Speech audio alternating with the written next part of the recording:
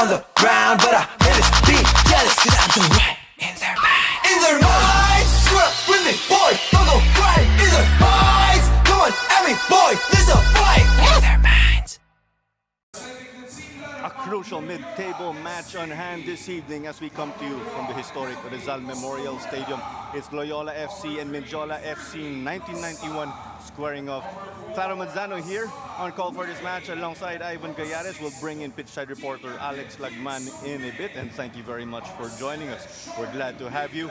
And if we look at it, Ivan, two teams with a great pedigree, nandito sila sa mid-table and essentially must win. Kailangan nila mag-top 10. Well, exactly that. Both teams, number 9 and number 10, Loyola and Mendiola, they're getting ready to make sure na meron silang foothold dito sa top 10 because we all know the top 10 teams would be the ones going over onto the next season. But let's take a look at the updated table. After that victory earlier, Maharlika Taguig jumped off to number 7 with 16 points. So itong Loyola and Mendiola, they want to keep in step as well to make sure that they are there in the top 10.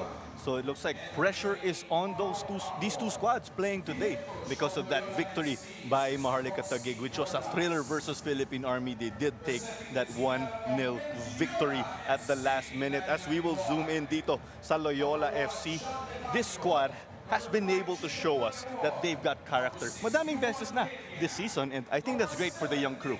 Exactly that. Like last week, they came from behind, 2-0 down, to equalize at the death versus Maharlika, and they know that they can keep up with that team, and they want to make sure that they're there. So, you know, they want to see the top 10 finish and make sure na onto this duel they take full points. There you go with Loyola FC. We see that agenda for them in this game as we will carry on to Mendiola FC 1991. As we see pictured, one of them, of course, will be vital.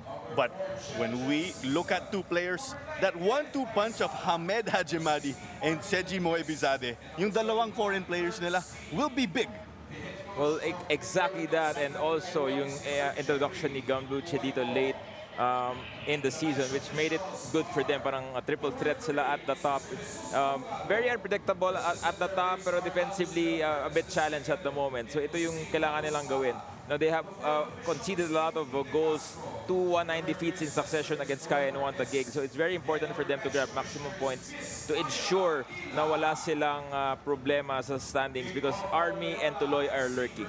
We've got to see the shots of these crucial players. Of course, Seji Moebizade, one of them. But one guy we just got to see was William Winter. Very crucial for them. He did not score in the last game, but he came away with that crucial assist and that productive effort or high work rate effort that allowed Loyola to fight back and seal a draw.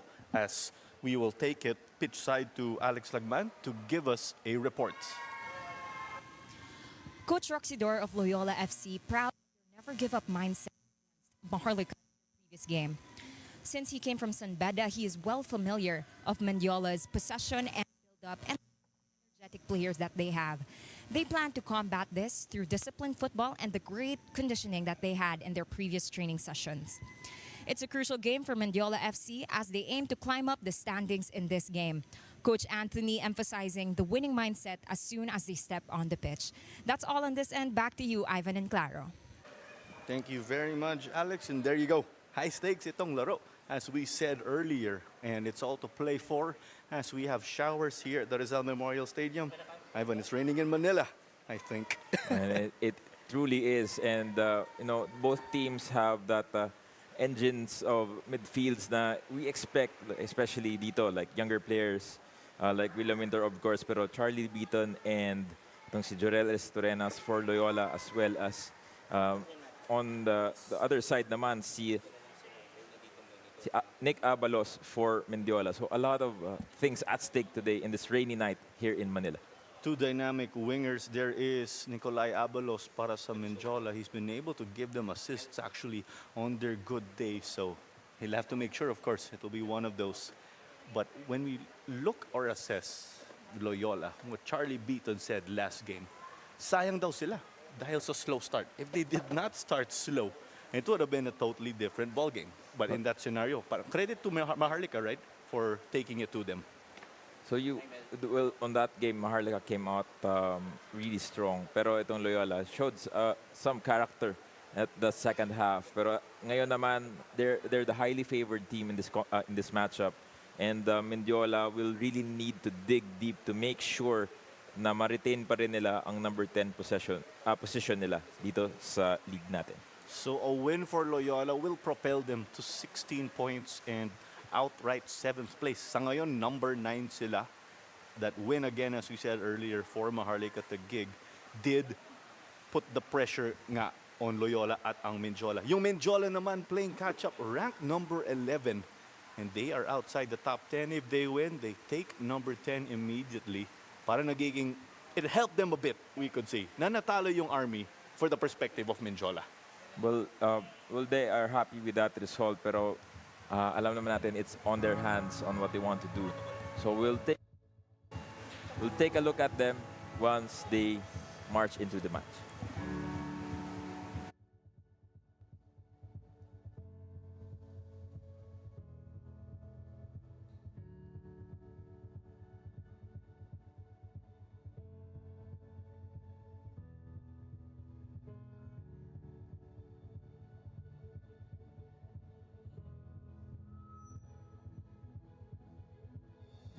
And now, the moment we've all been waiting for. Let us welcome the teams of Loyola FC and Mendiola FC 1991.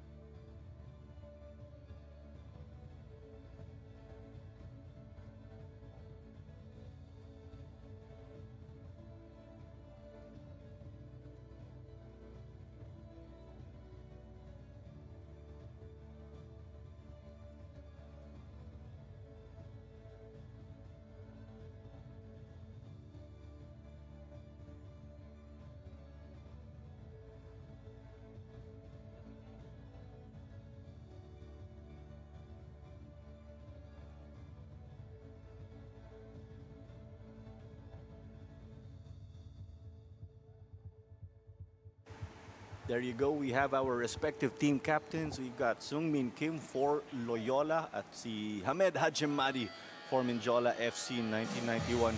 Two foreign players, but they've gotten accustomed, of course, to Philippine football and members of our community. We see our referee, Jesus Abogado. Ang kanyang mga assistants ay sila Aldous Merafuentes and Hussein Mag-Usara. Si Timothy De Castro ay ang fourth official. Si Noel Marquez ay ang referee assessor. At si Ira Ilan ay ang match commissioner. As we take a look at Loyola, Ivan, it's not their usual shape, we could say, when we look at their lineup. Well, they have really started putting on Sungmin Kim up just behind the striker from last match. Pero ito yung approach nila ngayon. Two changes from the last game. Bernard Closa is playing as well as David Azares starting in this match. So no risks na dito for Loyola. Hector stays on the bench.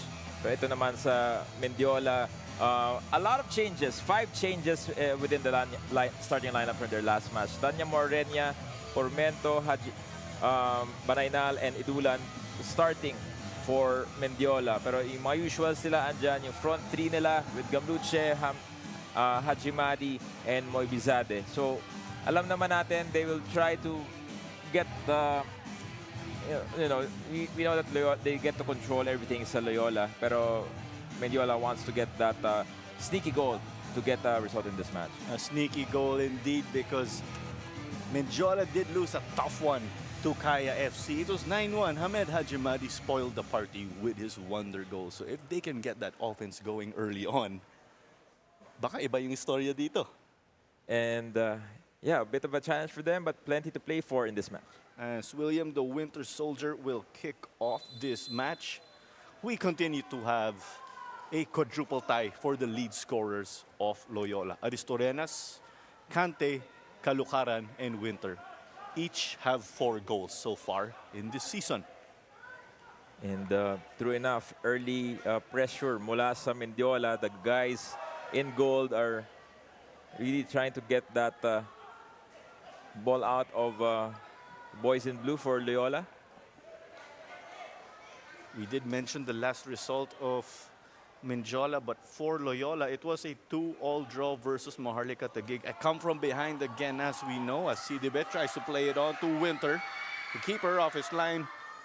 It was still in play for a moment, and it rolls out by corner kick ang Loyola dito. And now a chance for the guys in blue to really establish and do that strong start yung nga sinabi mo kanina. And play stopped momentarily as goalkeeper natin, John Bitanyo, is currently down after that collision kanina with Winter. Right? He's a tough cookie, so he'll try to pick himself up here. Inevitable naman yung collision kanina as we take a look at this through ball. And nga, mukhang may, hindi naman sinasadya, pero may naapakan ng konti. These Mendiola boys, of course, the young ones, do play for San Beda in the NCAA. Bitanyo punched it out. Loyola again in blue. Mendiola are in their gold. It's with Calucaran, whips in across. He tried to go for Kim. Half cleared. They're putting up the pressure. Throw in dito for Loyola. And again, itong Mendiola just clogging that area, crowding itong Loyola attack. As it's with Aristorenas now, sending it to the middle. But Mendiola's defense manages to meet it. Some ping pong here. Calucaran a fullback, but he has that license to get forward. Cante, but it was recovered. Bainal, binalik.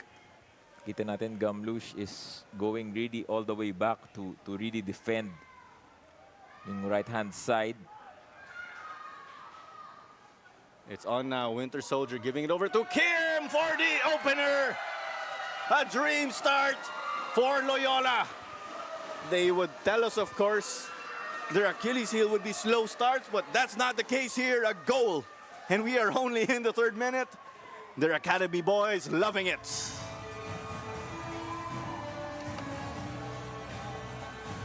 Take a look here. Good play dito. Again, Winter providing that assist and that tip-top finish mula kay Kim. He gently nudged that ball after controlling it to the far post. And yun nga, early start, early finish, and a goal para dito sa Loyola. 2 straight games already that William the Winter Soldier has been able to pick up an assist. You'll definitely take that kahit striker siya. Well, exactly that. Now, itong Mendiola, they have to really organize. Alam naman natin, Loyola want to rack up the goals, make sure they get full 3 points. Pero again, goal difference, a key factor dito sa ating competition.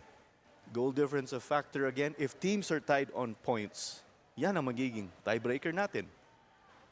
Teams earn 3 points again if they get to win a match. That will add to their standings. So kahit 1-0, 2-0 yan. 3 points to add to your standings. You get 1 point if you settle for a draw. As Mendiola played a long ball over the top, it proved to be unsuccessful. So for those watching, yung bago lang dito sa ating competition, this is a single round format. Hindi yung home and away format natin at the moment. So the single round is very important. All the teams, they really, all the 15 teams, they want to stay on the competition and be there sa top 10 natin moving forward to the next one. Pero sa ngayon, alam naman natin na yung mga teams nasa gitna ng pack, their goal is to really be at least on the number 10 position. That's right. At the moment, Mendiola are in number 11. They started the season very strong, A 7-0 victory over Philippine Air Force. It was choppy waters right after that victory versus Air Force. After it took some time, and then they finally got their second win. And well, ito naman dito sa nangyayari ngayon, yung set pieces natin, yung mga free kicks and possession is top. Dito effective yung Mendiola because they have the personnel to really deliver on these occasions. This may be a service from the looks of it, but nonetheless, so far this season, Abalos has 4 assists to his name. Hamed Hajimadi with 2. This one goes over and out. It looks like they were trying to go for a goal. Well, he wanted to curl it in doon sa top corner, but yun nga, conditions not really ideal to do that, but a decision as well from Hamed Hajimadi. And after all, you miss the shots you don't take, but it looks like there are no more showers here. The rain has stopped at the Rizal Memorial Stadium. And mas maganda nga kasi at least mas malamig-lamig ngayon dito. When we arrived there earlier, medyo mainit talaga, very humid yung panahon. So at least mas masayang laro ngayon. It did pour in the ending of that previous game as Sidibe trying to test the keeper now. Will this be a goal on the follow-up? But that is not the case here for Winter. Well, sayang yun. Winter timed his run perfectly on that rebound. Tingnan natin dito. Shot from distance. Pumped away by the keeper. Nga lang yung finish. Medyo na-open niya lang masyado yung kanyang paa on that one. Try to find that far post. Pero almost that buffer goal for Loyola. Hamed trying to bring it up. Gives it to his compatriot. Kante. They'll play it to the back. The fan base of Loyola. As we see this press. It's over to Hamed. Is he going to make it? Denied by Coscoluela. Oh, wow. What a pass there by the number 18. Itong si Moy Bizade. Seji as known. Wow. Sayang yun. If he made that goal, itong si Hamed would have been Highlight. A true highlight the world over. Muntik na dun si Hamed, no? Half man, half amazing. As we said earlier. And a great assist as well. Muntik na. As this was denied by the Loyola defense, Gamlush getting hit in the process. No signal from the referee, so that means play on. And they try to bring it forward now. Dealt with by Wade. Over to Kante. Loyola will try to pounce in transition. Mendiola hustling hard to get their numbers back. Great effort right here by Banaynal. Si Peter Banaynal deployed on that right-hand side. Has been a key fixture for Mendiola the last couple of years, I believe. So a lot of things to do today, especially against that strong Loyola offense. And as their shot was taken and denied by Betanyo. Both keepers sure have been tested sa itong laro. Which is maganda because it's raining in Manila, and we do expect goals to rain as well. Great stretch there by the keeper, Betanyo. Does well for himself. So it will be a corner kick for Loyola, the team in blue. We see Charlie Yancy beaten pictured again. One of the titos in this young team. This one's still up for grabs. It was cleared by Mendiola. Now it's over to Ali Gamlusha on the left. They gave it over to the other side. This is Abalos. Kalukaran. Is he successful in dispossessing him? I think I saw a grab there, but no call by the referee. It came off, and now it's a foot race. And it's back to Betanyo. You like the confidence there in their keeper. Itong loss ng players nitong Mendiola when they lost the San Beda, the players at the portion in the season, medyo it sort of derailed yung momentum nila. But their key players who have been there for a while, have to again, step up. Pero iba rin talaga pag may mga younger legs ka na kasama sa team. It definitely gives a lot of energy, no? Some older players might not be able to keep up with the younger legs. As Gamlush gets it, he also did play for Mendiola last PFL. A bit too strong there sa kanyang pasa si Ali Gamlush. He tried to be high risk, high reward yung pasa. Medyo malakas. If Hamed and Seji are from Iran, si Gamlush is from Lebanon. Will Kim secure this up against the likes of Banaynal? Not the case. It's on Winter Soldier. Winter Soldier, binigay kay Sidibe. Getting to the middle now. Play on here. Gamlush versus Klosa. A lot of shoving and grabbing right there, but they were able to cover some distance altogether. Medyo maganda yung hatakan doon sa play na yon. Will swing it over Renya. Pormento got it over. Long ball. Going for Seji. Will he make this work? But Javi Coscolwela is up to the task. And exactly that. Medyo nakakarami yung Mendiola na dito. As Hamed gets this one. Got to flick it there in tight space. Trying to play Abalos. And still up for grabs. It almost hit the linesman. Throw in lang ang tawag, but it is from deep. It's not often teams have long throwers, so they'll take this the good old-fashioned way. Back to Abalos, facing resistance. They got to thread the needle. Flag stays down. They take the shot, but couldn't make it. What a pass there.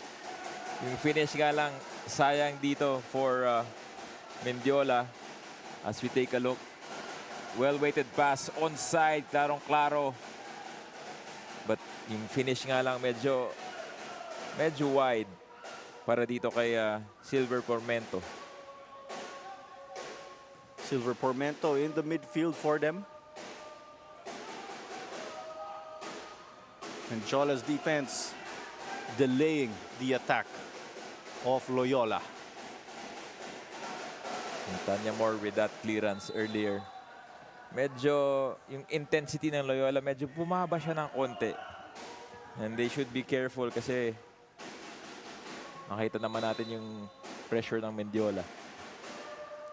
And when we take a look at the online profile or the records of Silver Pormento, it does say right here that his previous team was Tuloy FC.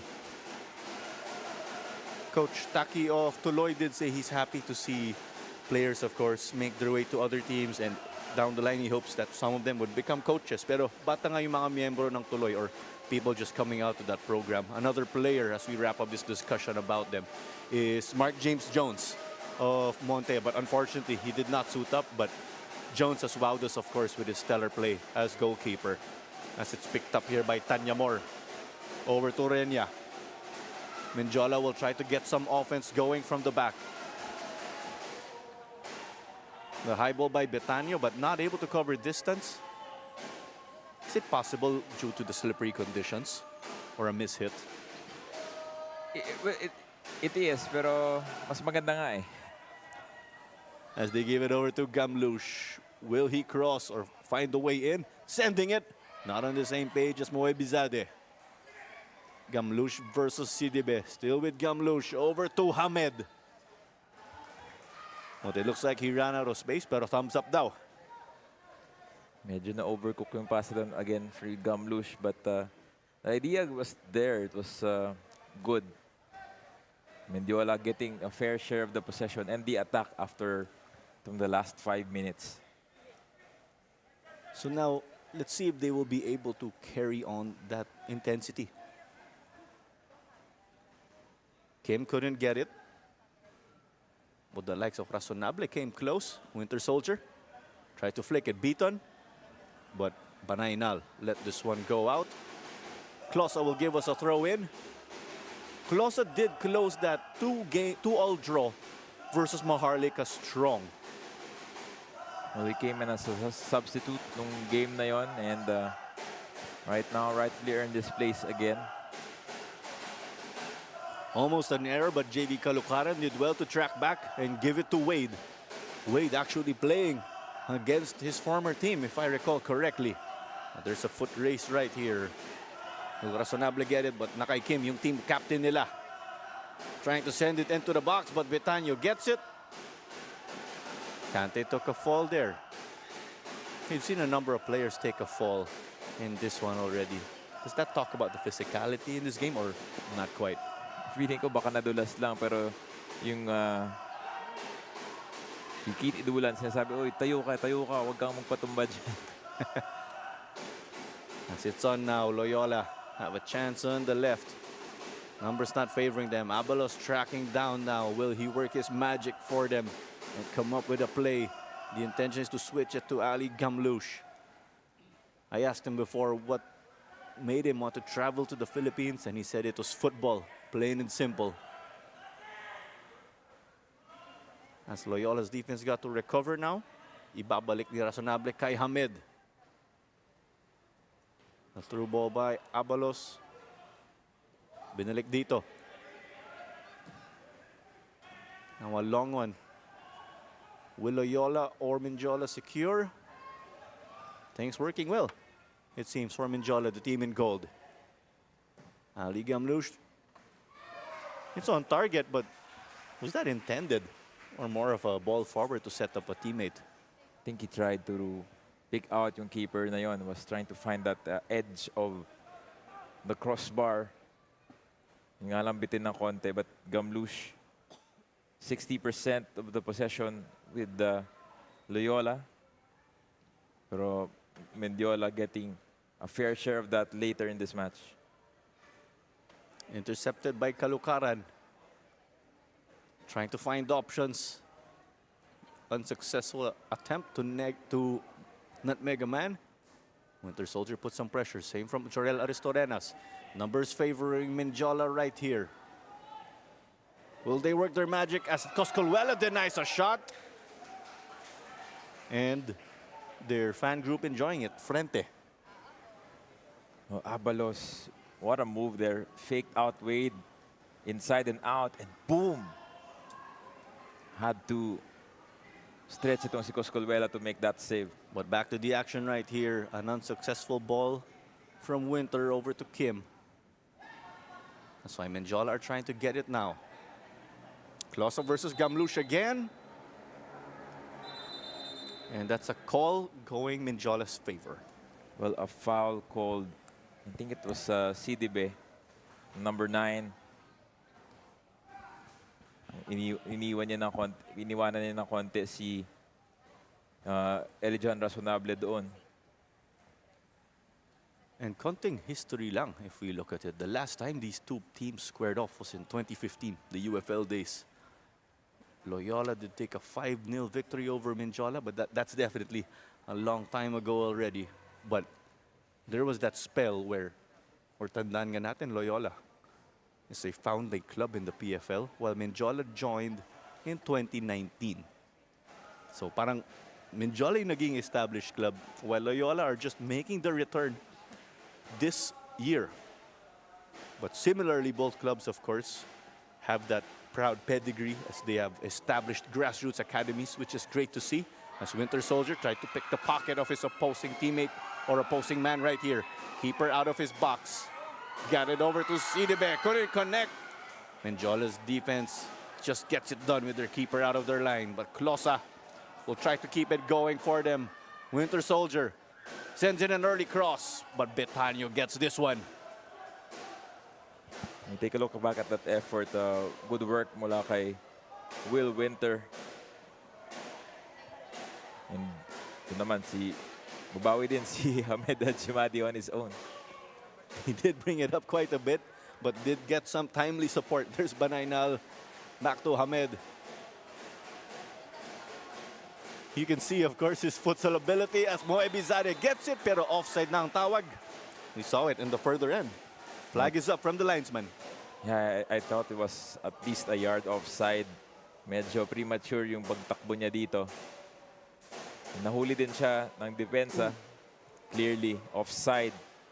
Yung si Seji Mohibizade. Parehas sila, Seji and Hamed. We're confident heading into this game, believing in the way they've set this team up heading into this matchup. Now, will they be able to get this going? As they started this game on the wrong foot, but let's flip the switch for Loyola. A dream start. For this match, we can say, for the meantime, nasolve yung sakit ng Loyola. No slow start, at least for now. Pero I would expect them to really push for another goal here. Medyo they're taking their sweet time at the moment and absorbing itong mga shots ng Mendiola initially.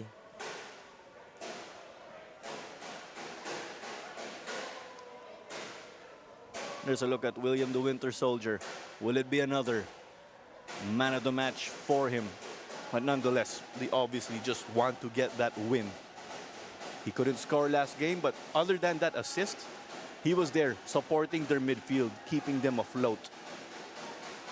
Nagugustuhan ko rin yung yung positioning ni Winter ngayon because nung pagpasok ni Kim sa team lineup nila, medyo he got that free hand to sort of roam and be more effective in different spots. Hindi lang siya parang lone target man. So became more effective, provided more assists and added flexibility mula sa Loyola. William Winter, as we know, a homegrown player of Loyola. He did grow up playing for their academy. As Mendiola will cycle this one, they'll try to create a hole in the defense as they try to play Abalos, but there's Wade to change things up. Abalos almost kept it in, pero nanalo si Wade dun. And he may have knocked out the flag, but not the pole in frustration. Poor flag. Itong si Abalos, one of their creative forces sa Mendiola. It's unfortunate for him na wala siyang midfield na tutulong sa kanya, but here comes Loyola. It's over to Kante. CDB cutting inside in hopes of supporting. Kante takes this, but it was no good. It looked dangerous from our angle, but from what we saw there down in the ground, the players saw it was already out and wide. It's a reverse N'Golo Kante there. But he did have space, he did have time, and tried to take that shot, pero malayo nga lang yung direction ng bola. You look at the Loyola team, may Kante, tapos may Wade. Plenty of talents around the blue shirts. Even kahit nga doon sa bench nila. Over now to Banaynal. He's been the man dictating for them. They'll try to test their luck on the right. He's still moving it around. Gamlush. He slid back to the left. Beaton over to Kim. They're trying to body him up, but he's a tough man to beat. No call. Here comes Hamed. Thought about taking it. Getting tripped in the process. Wins a foul. Nahingi pa ng card. Gusto niya ng play on din as well, but Hamed had the option to pass here but did not. Sayang doon, Silver was free on that reverse end.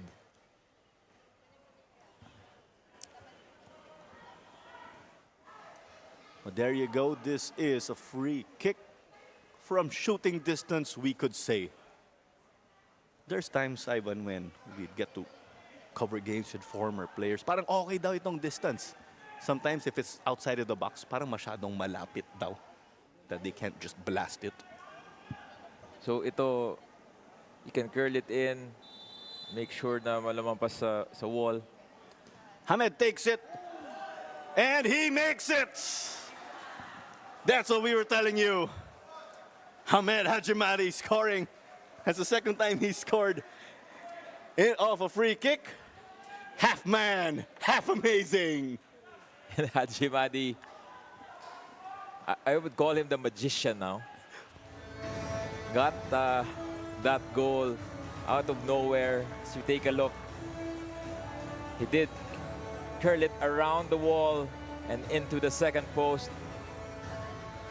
So again, just going back earlier, Loyola put their foot off the gas, scored that early goal, pero ngayon nakabawi na ang Mendiola. Just to elaborate on taking their foot off the gas, sabi mo nga, Ivan, they scored, but you were looking for something more. Ano ang gagawin ng Loyola after scoring, right? And unfortunately for them, that's what happened. Could be a red card there, pero walang sinabi yung... Sidibe, but Kim couldn't frame it. That was a wasted opportunity there. Keeper already beaten. Swerte siya. As we take a look at that header that sailed out wide para kay Kim. Almost a good chance to go ahead again. So unfortunately, nakabalik pa rin yung problema of a slow start for Loyola. But Mendiola, credit to them for carrying on. Hindi talaga sila sumuko, and true enough, they deserve to get that goal as well. As there was that slide from Beaton, but it came off of the referee from the looks of it. Magiging drop ball ito as per the laws of the game. This is one of the changes from the laws of the game. Quite recent.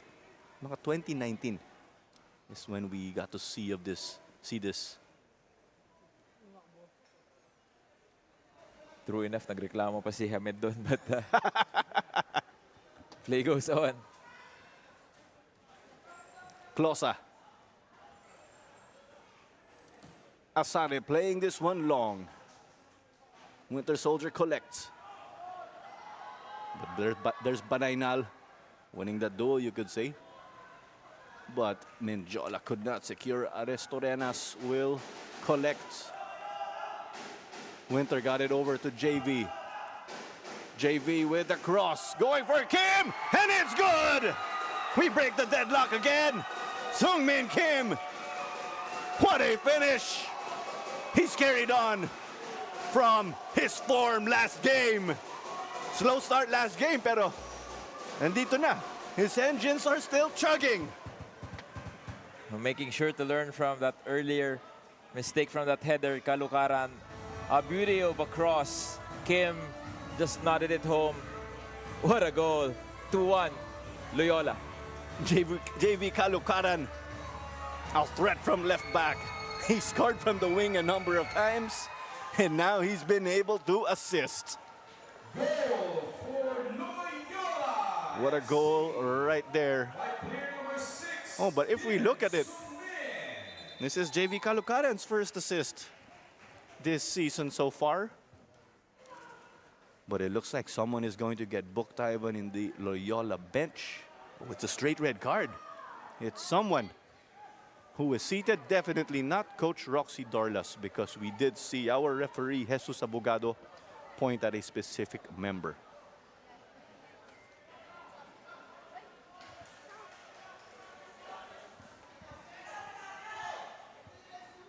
Some contention here. A surprise to be asked to be taken out. Pero nga, we'll get some information on that kung ano yung nangyari. Because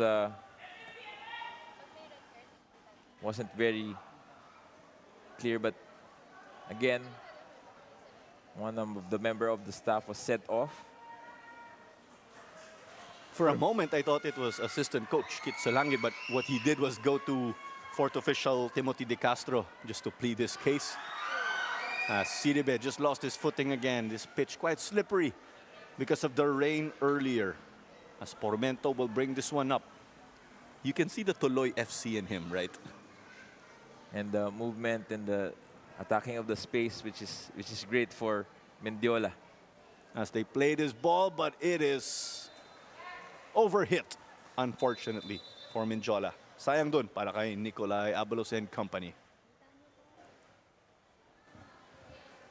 And we are approaching the 30th minute already. We see a man down and we will have a brief stoppage. We'd also like to remind you that Star Polaris is the official match ball of the Philippines Football League. So earlier, we did see Kaya put in the Star Polaris ball 14 times into the back of the net. But only one goal in that game of Maharlika FC and Army. Sure, a treat. You got a feel for Army, but credit to Maharlika for being lethal in the end game. Well, very, very, very late. I have to stress. Third minute of injury time In the second half. in the second half. And I felt for Army earlier. Binigay nila lahat for the full 93 minutes. Pero talagang minalas lang nun sa huli. Ito sa a bit of a bounce of a free kick mula sa Loyola. Did not touch anyone. Came a 1-0 victory para sa Maharlika Taguig. When you say that for Army, na you got a feel for them.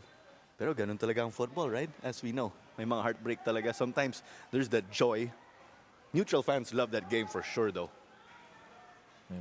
True enough. And another one dito sa atin on the third of the triple header. William Winter got it over to Kim. They've been that 1-2 punch up front if there's Aristorenas and Charlie. But here's another chance that just missed the far post. I believe it bounced off the post, if I'm not sure, but take a look at that. Good no-look pass from Kim. But yeah, it was just a curled ball.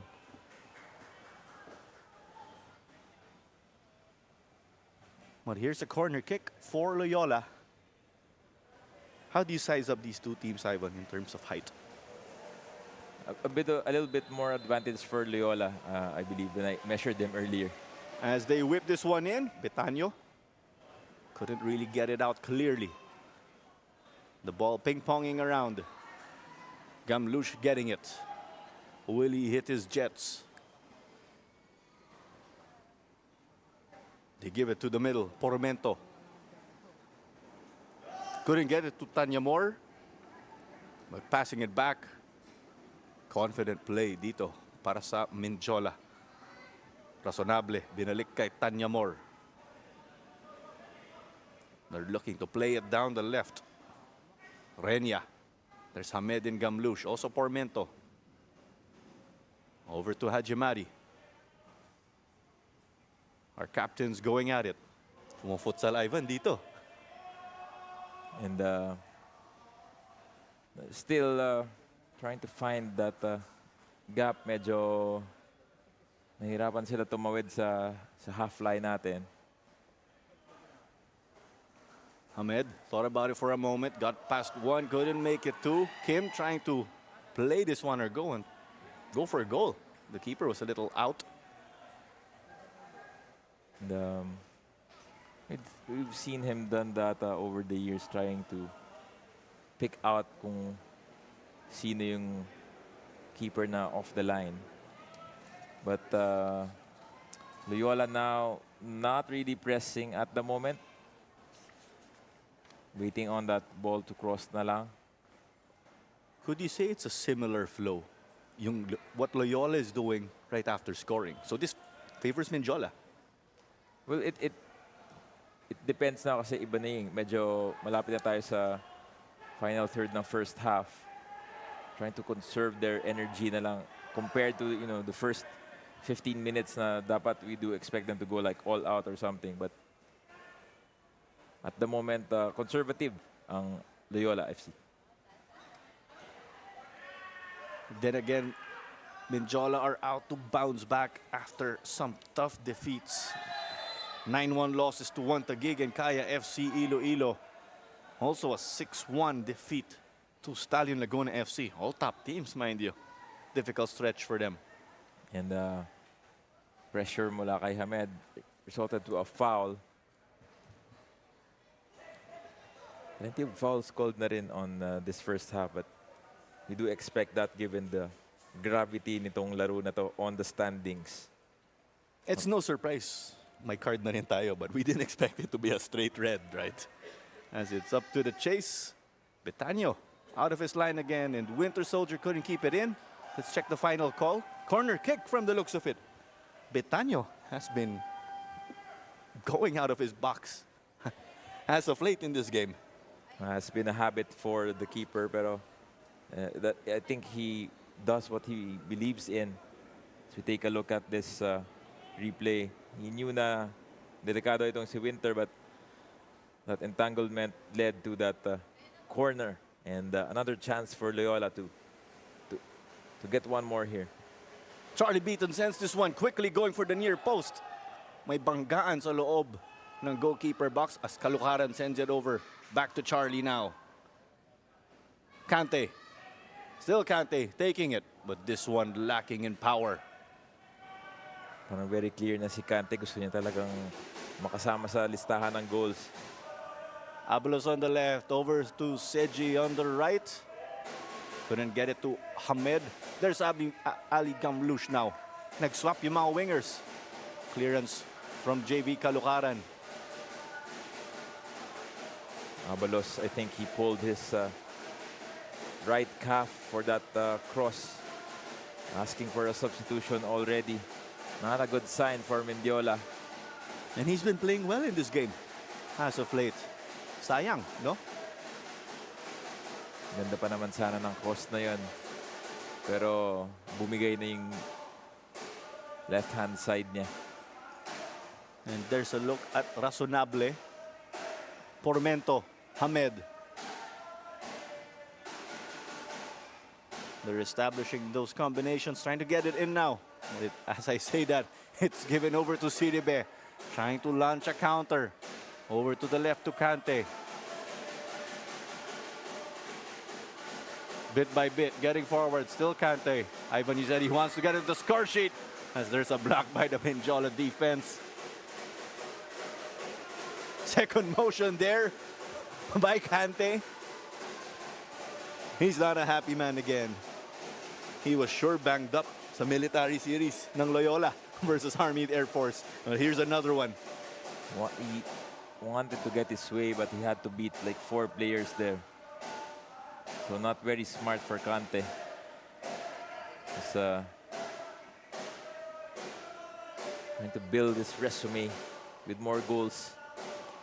Charlie Beaton gives us another one. Kim. Now, how will Mendiola transition?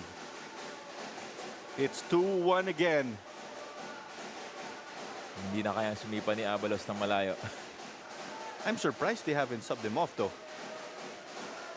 And there's few options on the bench. I think they will take their time there, pero the sheet has been signed already for that sub.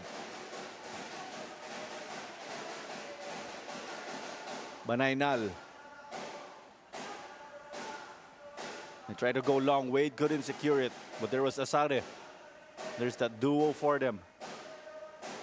And as we say that, Gamlush keeps the light on here in this spell of possession. Gamlush getting stopped by Kalukaran though. We're not used to seeing Kalukaran because kasi madalas he's out there attacking, right, in a good way for Loyola. Oh, Kirksey making his way up on the match para dito kay Abalos, who pulled this hamstring with that nice cross. This is very unfortunate. Again, Abalos has been putting up a fight. He's been giving us a show. And in comes Kirksey again, the Golden Boot winner in the last NCAA. And Kirksey has that capacity to run that midfield.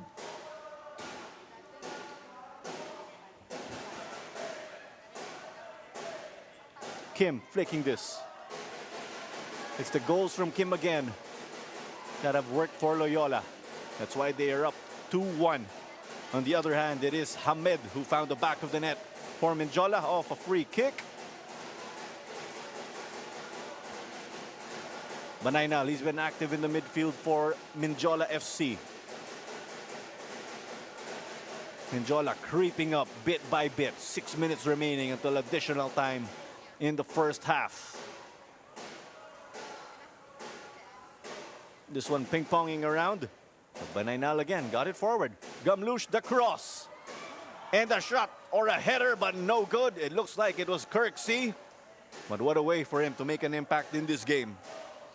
First touch, first entrance, Kirksey was lurking around behind the lines. He got a piece of that. Medyo awkward lang yung shape, but should have done better there. 5 minutes away already from additional time. And thank you very much for joining us. Alongside Ivan Gallares, this is Clara Manzano bringing you the commentary. Alongside pitchside reporter Alex Lagman. It's Loyola in their blue uniforms, while Mendiola are in their gold. As they get forward now, promising mula kay Renya. Over to Hajimadi. Sends in across the header, but it was over the crossbar. And Kim is down on the middle of the pitch. Was dispossessed in that near the halfway line, pero mukhang may certain contact na chine-check niya ngayon.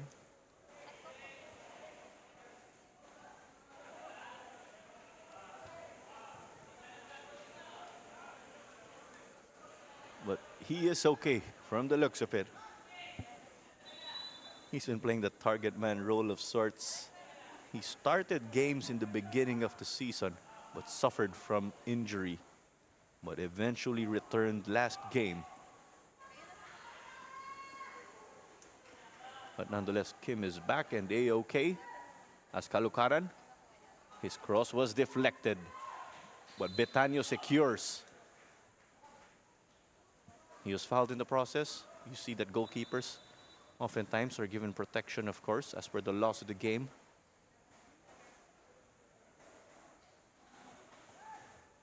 Medyo dapat umpikon si Betanio sa part na yun, pero apologize naman si Winter pagkatapos. Incidental lang naman. They were going for the ball.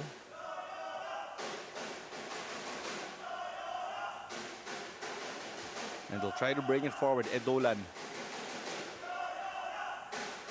Hajimari, they'll try the right side this time around. Wade. Couldn't get it to Kante. Throw in. Para sa Loyola. Well, 2 minutes left dito sa first half.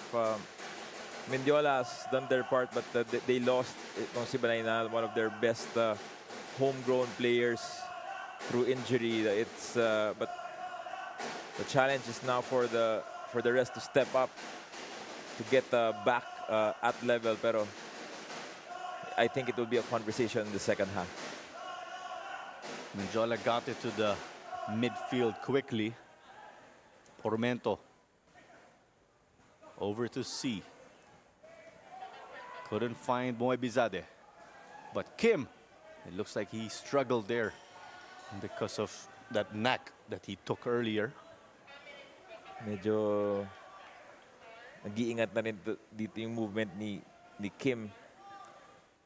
Very ginger ang steps niya. Is that a cause of concern? Because a crucial player like him might get sub katulad ni Nicolay Abalos for Mendiola. Well, it will be.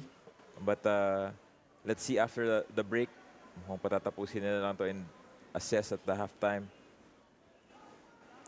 Razonable. C. Banaynal. Tanyamor. As Edulan Gamlush taking a slide again. But it is a free kick for Mendiola FC. Things are getting heated in this game. Here's the replay. Very unsure of that. I think we need to take one more look. Pero the referee is in front of the play. In real time, I thought there was a touch on him. Pero another dangerous set piece para dito sa Mendiola. Tandaan nga natin, Mendiola scored off a set piece earlier. Their lone goal against Kaya was also a free kick. Bodies in the box now. A golden opportunity for Mendiola, the brave men, as they are called. Let's see how this one will develop. Wade and Beaton getting this one to safety for the moment. But Mendiola will keep this one going. Moy Bizade did not go for it, was initially offside. But Wade with a bicycle kick. But it looks like Moy Bizade got hit in the head as Wade went for that clearance now. But it's on to Kante, a foot race. Sending this one back. That's the thing you love with Mendiola, yung energy nila, especially to get back, as you were saying. Si Kante, nautakan siya doon ni Keith Idulan. And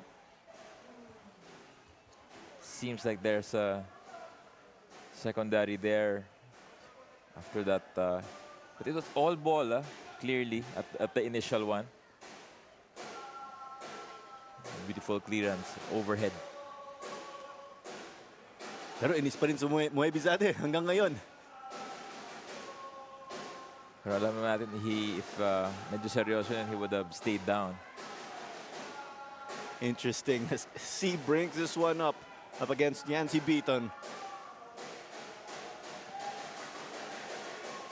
Closa. It's now with Mendiola. Slow down daw, sabi ni Renya as he gave it over to Tanya Moore. Edulan. Couldn't get it to Moy Bizade. Closa got it over to Beaton. Kim negotiating traffic. Winter Soldier. He ran into the traffic. Kalukaran. As we also have 4 minutes of additional time. It happened during the set piece, so our apologies for just giving the confirmation ourselves just now. Kalukaran. Kalukaran did play for the U23 national team also and has Filipino and Indian citizenship here based on his records.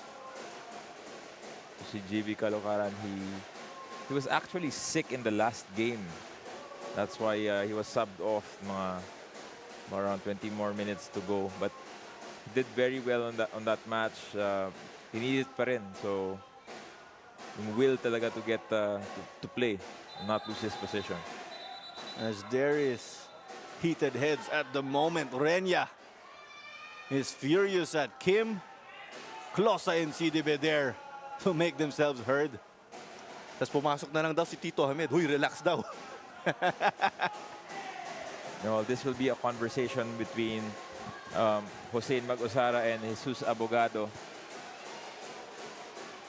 See what decision will be. Pero yun nga, this is very late in the first half. This should not have happened at all. Try to take a look here. Additional movements there, pero minsan kasi pag matangkad tsaka versus yung slightly lower, natamaan pa si ref doon sa tulakan. But they're built strong though, don't worry. Yeah, but sometimes yung iba kasi yung movement ng elbow eh. Pag matangkad or hindi matangkad yung height difference, it's minsan napapagkamalang madumi, pero yung mga second guys who reacted given both yellows. So it's Renya and the Winter Soldier getting yellows. Pero tandaan nga natin, at the start of the instant replay, it was Kim and Kirksey. But Renya came there just to protect his teammate. It was Kim and Kirksey who were just swinging arms at each other. It might happen again in a little bit, but it is a set piece for Loyola. The stakes are high here in this mid-table clash. Both teams again want to get safely into the top 10. As this long ball goes into the area, Betanio couldn't secure. Sidibed there, and it was just punched out by the goalkeeper. Well, quick thinking mula kay Betanio. Just punch that ball out. Got the compliment as well from CDB kasi naunahan siya ng keeper. You love that respect sometimes, right? Intense moment, but hey, they're applauding what the opponent got to do. And parang nakalimutan na nila yung pagtutulakan kanina. Tropa kaagad. As Beaton gives us another corner, but the header was way off. But a man is down. It looks like it is Tanyamor. Also Wade. So it's Tanyamor for Mendiola, Wade for Loyola. But we did get the halftime whistle already. I think it was a knee somewhere. But that ball through, yun nga, nagkatamaan with the keeper. Friendly fire, kumbaga. So there you go. That does it for the first half. As we have a brace from Kim and the goal from Hamed Hajimadi, the captains delivering big time for Loyola FC and Mendiola FC 1991 respectively, as we will come back after the break for your analysis and statistics.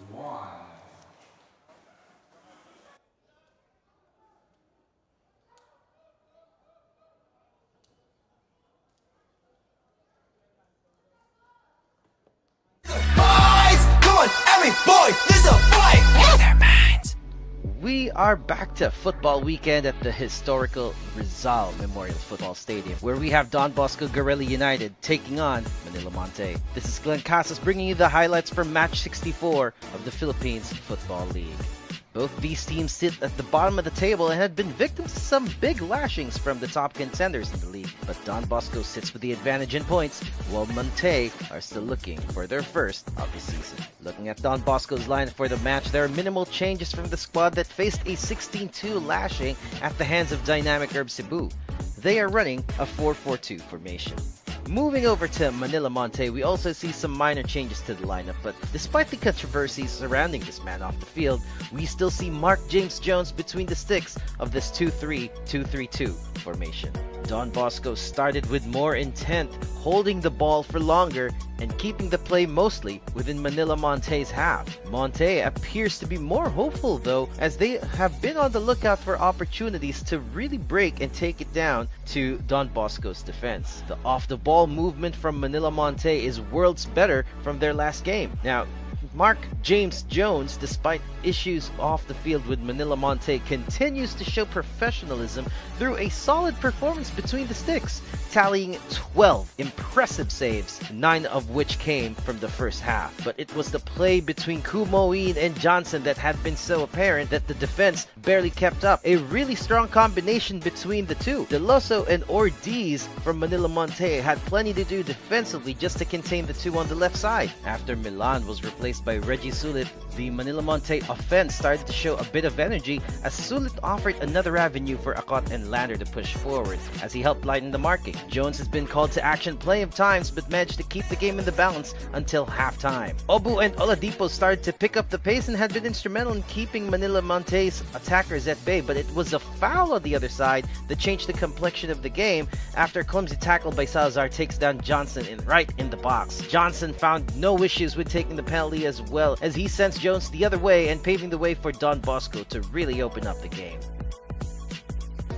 This emboldened the Don Bosco side as they began pressing higher and forcing the already down Manila Monte team to commit errors. With a shaky defense ahead of him, Jones conceded 2 quick goals in succession after Kumoin gets through the defense in one play and then finds the open net in the next minute. The earlier solid Manila Monte defense is now back to a deflated state, seeing less and less of their players move forward and some sloppy movements off the ball. Baclason put the final nail into the coffin after Banagodos found a way to thread the ball through the middle of the packed box, finding the substitute who made it look easy, skipping Jones's challenge, tapping that ball in. Tempers nearly flared here at near the end of the game, and we also saw a lot of opportunities that Manila Monte had tried taking, but it was Don Bosco Guerrilla who was cruising past right them so that they could end this game on a high note. This match has ended 4-0 in favor of the Don Bosco outfit. And the points that they have now puts them right firmly into the 13th position, and hopefully by the end of this they would be able to keep that position. Manila Monte looks like it will be back to the drawing board for the team in blue, as they still look to continue to add points or to find the first points in their outing, their first season in the Philippines Football League. Once again, this is Glenn Casas bringing you the highlights of this match. We ended Don Bosco Guerrilla United 4, Manila Monte 0. Eyes, come on, every boy, there's a fight in their minds. Eyes, come on, every boy, there's a fight in their minds. It's on to match number 68 in the Philippines Football League, and it features Maharlika Taguig FC and Loyola FC. Loyola entered this game ranked number 8, while Maharlika are below at number 9 in the 15-team field. 12 points each for them, but Maharlika are below because of goal difference, as we see our respective starting lineups. Lucas Del Rosario, man to look out for Maharlika, as Sungmin Kim started up front for them for the first time this season. Finishing let them down in the first half, as Lucas Del Rosario pounced on a Loyola error and scored his 4th goal of the season. 1-0 here for Taguig over Loyola. And Maharlika got themselves into the driver's seat in this one. But here was Gael Basana getting close but not quite to finding the back of the net. But here was William the Winter Soldier. Tried to trouble Big Daddy Mamadou Sene, but there's a reason why he's called Big Daddy, and was not troubled at all. Still 1-0 at this point of the game, as they gave it over to Gael Basana, scoring and getting past Javi Coscoluela, also scoring his 4th goal of the season here in Gael Basana. And Maharlika lead 2-0, but Loyola tried to fight back in the closing stages of the first half. Sungmin Kim got on target here off of that Kante ball, but he couldn't beat the keeper this time around. But here was another one. Sungmin Kim is finishing, doing the job for them. A much needed goal late in the first half, mind you, right before the halftime whistle. It's 2-1 in favor of Maharlika. Loyola trying to play catch up, as we see right here. Beaton gave a lovely ball that they almost got to capitalize on, but Mamadou Sene, again a tough man to beat. MJ Libre couldn't get the insurance goal, but showing us why he is a standout player for us to look out for. Still Loyola chasing this one. Maharlika had their work cut out. That ball there was dealt with well by the Maharlika defense, and they were anchored, of course, by Dave Basa, donning the number 18 jersey. Well, here is another look, but Junior Suki Mahili, his finishing wasn't on his best day. But here was the goal that sealed it to make it 2-2. William the Winter Soldier assisting Sidibe. Sidibe also getting his first off the season right here, drilling it past Big Daddy Mamadou Sene. 2-2 in this scenario. A win not enough for the two teams if they'd like to improve on their standings. But this was pretty much the last kick of the game, as both teams eventually had to share the points. As we see our goal scorers once more, there's Lucas Del Rosario and Gael Basana for Maharlika, Sungmin Kim, and we've got Usman Sidibe for Loyola FC. Eyes, come on, every boy, there's a fight in their minds.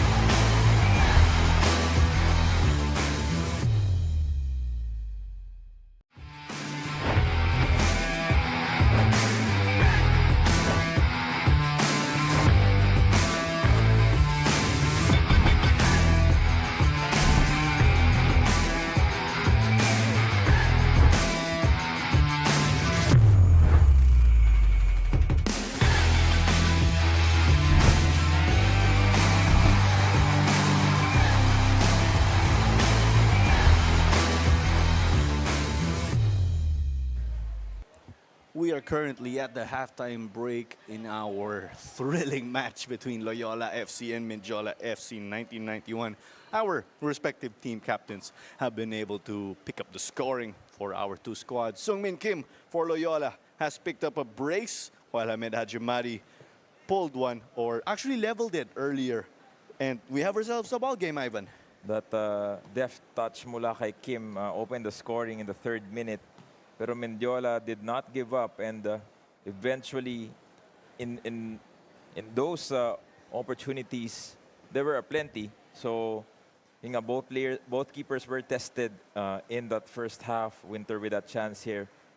Pero nga, Hamed Hajimadi also doing the same on the other end para kay Coscolwela. And plenty of movement mula kay Betanyo on that end. Out of nowhere, itong Mendiola, they really just piled on the pressure, shot after shot. And best chances mula kay Abalos, who is now out of the first half. Winter beat the keeper here, pero nautakan siya ni Betanyo on this one. Pero muntik na rin doon. Mendiola hustling hard. True enough, and there was a foul on Hajimadi, and eventually he curled that ball past the wall and into the back of the net to make it 1-1. Again, huli na naman si Betanyo going off his line, and a header by Kim. But just moments later, ito a cross from Kalukaran allowed itong Korean striker to head that ball to the back of the net. In the 25th minute to make it 2-1, and after that, couple of half chances, and medyo may tulakan na nangyari during injury time, but it was 2-1 for Loyola. And there you go. It's been quite a game as we'll take a look at our numbers so far. Close fought, but the numbers seem to favor Mendiola a little bit. But one thing, Ivan, yung foul 7-2. And exactly that. Yung ano natin, possession really is now on the side of Mendiola, as they were trying to chase the game most of the time. They even have more shots compared to Loyola, which is a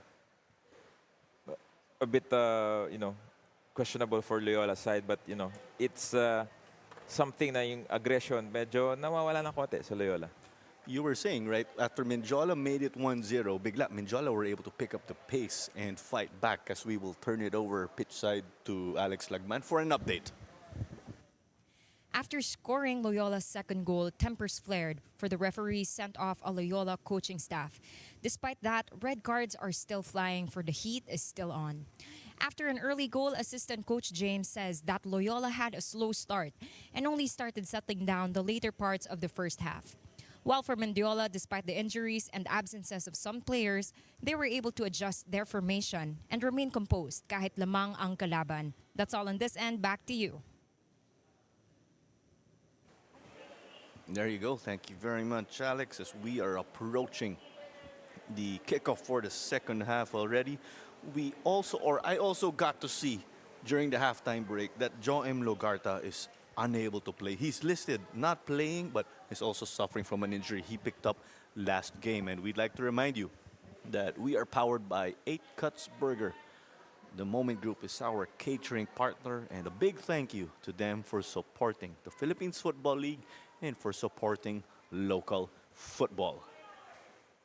And a lot of conversations happening on that halftime break. Both teams really want to make sure na maayos yung game plan nila, maayos yung approach, and then it's still 2-1. So ang dami pa pwede mangyari dito. No team has shown that great advantage outside ng 2 goals from Kim, but Mendiola can still get back into this, and Loyola, a challenge for them is to really continue and improve kung saan sila lacking in the first half. So the next goal will be the most important one. If Mendiola pull one back, we'll be back on level terms, and this game will be wide open. If Loyola can be able to do the opposite or score on their part, magiging 3-1, and they'll get themselves a cushion, as we saw earlier, Sungmin Kim headed over to the Mendiola bench. Mukhang bati na sila, Ivan. It just took a 15-minute break. Oh, posible okay na sila lahat. Seji Mohe Bizade will kick off the second half. Right before jumping ship to Mendiola, he did play for Aluminum Arak FC's U21 team. And here we go. Loyola FC with a 2-1 lead. They are in their blue uniforms with white socks. While Mendiola are charging now and trying to attack in. They're all gold. As they took the shot that was unsuccessful, pero banggaan kagad dito. And Kirksey, I believe, was going all out for that run. Tried to poke that ball in the face of goal, pero collision with, I believe, Wade. As we take a look at that. Yung takbo niya, diretso, hit the rib side nitong si Wade. For sure, it will be painful for C as well. And I was just saying earlier, bati na sila. But this one happened, of course, while both players were dueling. It was Mendiola on the attack again behind Kirksey, the NCAA top scorer. To see Wade, he'll try to pick himself up, pero I'm pretty sure he got hit pretty hard there.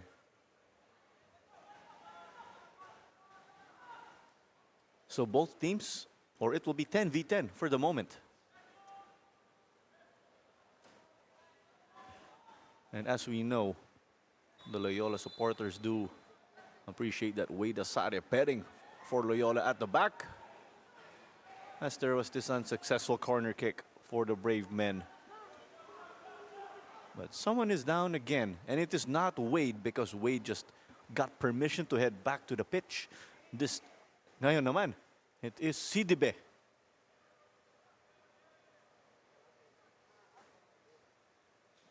I'll take a look at that again. Impact from behind. I think last touch came Mohibizade, but he's trying to get, I think it's a push on the midsection. Medyo, at times, it's painful pag hindi ka ready. As this one is up for grabs now. Mendiola delaying it and getting the stop behind Renya. Mendiola again playing from left to right, currently defending. Loyola are in their all blue, are playing from right to left. We got to see the numbers, Ivan, yung mga highlights din. What are your expectations? Well, I think both teams really go out in the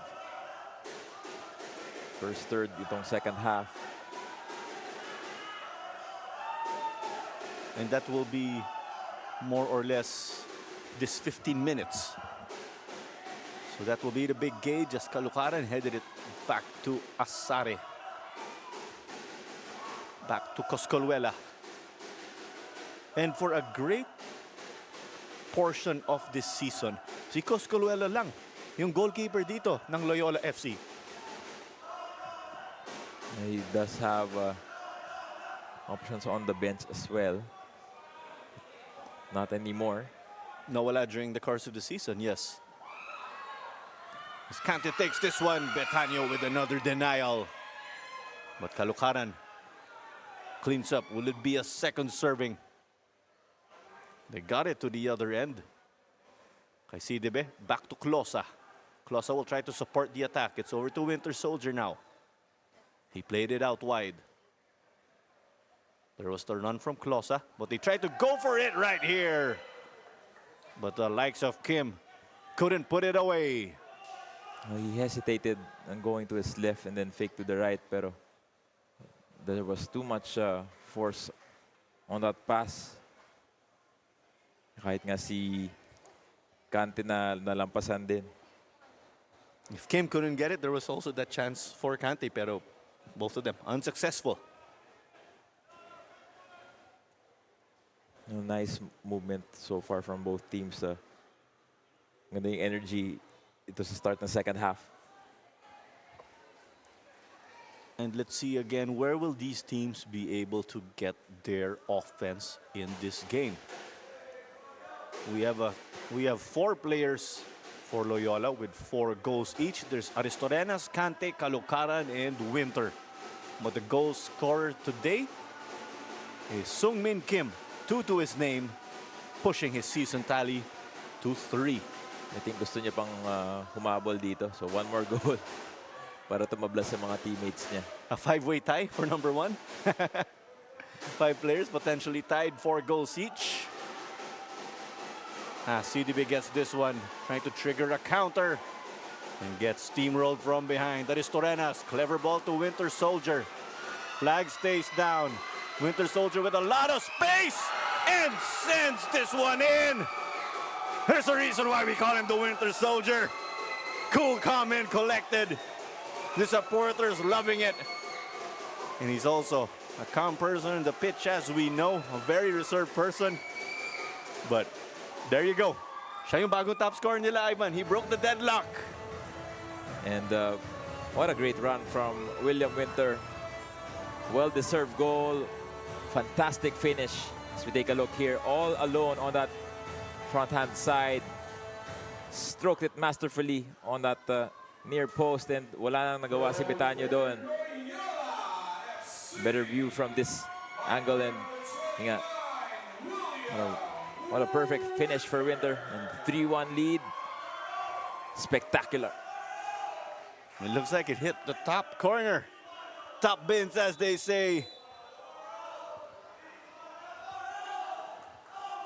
Frente chanting he's one of our own because he did go through their academy ranks, as they keep reminding me also proudly. And proud son of Loyola, giving back to his club. And a good cushion already for Loyola at this point. So they will try to just play this out, and I think probably they will still look for more goals. So this might be the aspect of game management, right? Finding yourselves or putting yourselves in a prime position. As it's over to Cante in the middle. Kim cutting inside. Flag stays down. Kim whips in across. A header. It may have been friendly fire, but Betanyo there to collect. But because Winter is a son of Loyola, sila Charlie and Jorel, mga tito ba? Because returning players, right? They reached the Phil Young husband or the Young husband Hartman era. Sila yung bridge to the old team. To be fair, those two guys came to the Philippines as real teenagers. But I think pwede na. And I'm saying that kasi halos kay dad ko sila. So Exactly. I'm not afraid. That's why I was not reacting. Because those guys won't kill me for saying it. As they try to thread the needle, Pormento couldn't get it now. Winter, his intention was right, execution off. How will Mendiola get themselves back into the game with this roll of the dice? Pormento, will he be that magic man for them? This one definitely went into the keeper's hands. Counted by yan on target, but not a trouble, right? Routine lang. It was too far to even trouble yung keeper natin. Closa. Not on the same page there from the looks of it. 53 minutes already into this game, or 8 minutes into the second half. It's 3-1 in favor of Loyola FC. Sungmin Kim made it 2 for them in the first half. But mind you, Mendiola got one on the scoreboard behind Hamed Hajimari's half-man, half-amazing attempt. And we did say coming out of halftime, the next goal will be the most important one. And that became the case for Loyola because they got a cushion for their lead. If Mendiola did score before the Winter Soldier, it would have been an even game, 2-2. That's why it was a really big crossroad. Well, Tactically, I'm surprised na hindi nag-switch itong Mendiola for Gamlush to go on the left. It's yung left-hand side kasi ng Loyola is their stronger defensive side. Hindi siya nilipat sa kabila to just try to change it a bit. It's here now, up for grabs. They got it back. Tanyamor. Renya. Razonable. Binalik. Mendiola not panicking. They're trying to play it out from the back. Well, trying to keep it simple. Alam naman nila na malayo pa yung habulin nila, so also conserving their energies as well.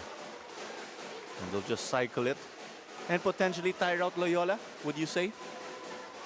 I don't think so. I believe itong Loyola have the better training.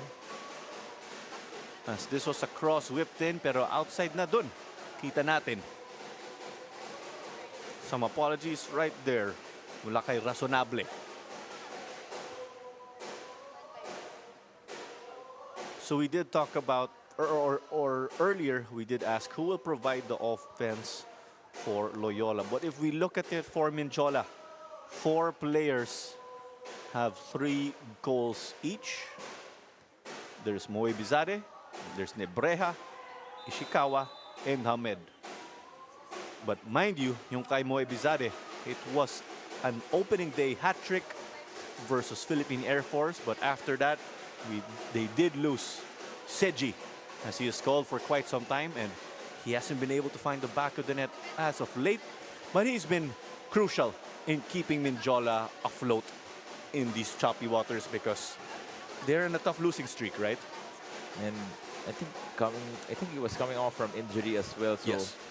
medyo mahirap yung transition on it. It will take you at least 2 or 3 games to be back in top shape. So para sa schedule natin, that's at least 3 weeks. On the other hand, sila Nebreja and Ishikawa are not available for this matchup. As it's Kim on the ground.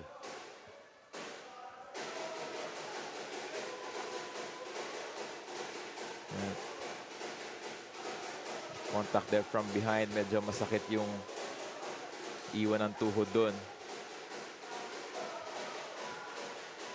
Here's a diagonal ball. Still in so far. CDB! And looks like this one is good. Or is it the side netting? Side netting it is, because it will be a goal kick that is taken quickly. We apologize there. Take a look at this. It seemed to us that parang pumasok na yung bola, but that was a bit wide mula kay CDB. It was our vantage point that caused a little bit of confusion. What we saw right there. As Hamed gave it over to Edolan. Gamlush. Discussions here. Mendiola saying that it should be their ball. But nonetheless, play on. Because of that, there were 2 numbers. Or there was a small space. But they did get the stop. Pormento over to Hajimari. Hajimari versus Beaton. Taking it. But they try to clean up here. Muebizade couldn't connect on the rebound. Unfortunate for them. Loyola just escaping by the skin of their teeth. Medyo sayang yung play na yon. And I think they're asking that the ball should be a corner for them kasi merong touch on that chance. But this can't be reverted. Wala tayong VAR or anything. No, VAR doesn't even cover corners. But yeah, clearly it hit yung defender.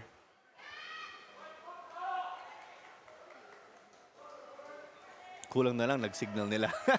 Nag-signal sila. Yes, there's another collision right here. And it's between Edulan and Kante. And that's a yellow card. And Ivan again. We've seen a number of cards in this game. Yeah, apologizing immediately si Idulan. He knew na medyo mali yung approach doon. Very high boot on that play. Straight to the arms. So si Kante. Could be a red, really. But they made, but it was a yellow already. And there's confirmation again. And we'd like to remind you that Star Polaris is the official match ball of the Philippines Football League. Yan, pero the trash talk continues. Kita ka natin.